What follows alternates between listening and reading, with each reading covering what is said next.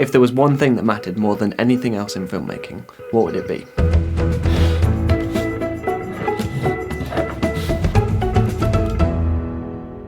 Filmmaking is like baking a cake. First, we start with a recipe, which is our movie script. It pretty much dictates what we're making, and in a lot of cases, whether it'll be any good.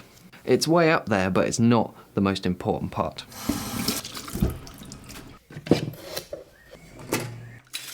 Once we've made our preparations and sorted out lots of logistics, we move into production, actually making the thing we're making. Now, some of these tools are useful, and some are unnecessary at best. But almost every stage has a distinct purpose, and has the potential to be a make or break point.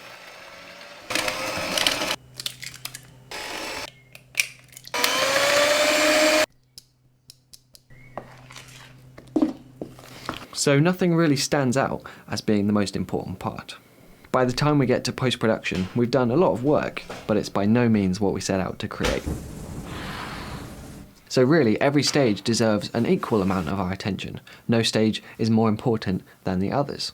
So what is the most important part? Now, there's a fundamental problem with this analogy, and that's that I can taste what this cake is like, I can taste whether it's any good, but you as the viewer, you can only see it. Now, believe me, when it comes to cake, appearance is not the most important thing. Just as it didn't matter what brand of oven we're using, it doesn't really matter which brand of camera we're using. We have a choice whether to rely on the superficial things like the image quality, or whether to think about the more important things, the heart behind a film. But you've heard that loads of times before. I think there's something even more influential than storytelling. I think the most important part of filmmaking is learning. So yes, that is a frustratingly vague answer, but bear with me a second. You can learn to work with a bad script and still make a good film out of it. You can learn to distinguish a good script from a bad script.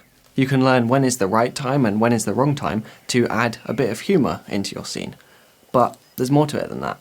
Learning that shooting some interviews with some B-roll is not the only way to tackle a documentary.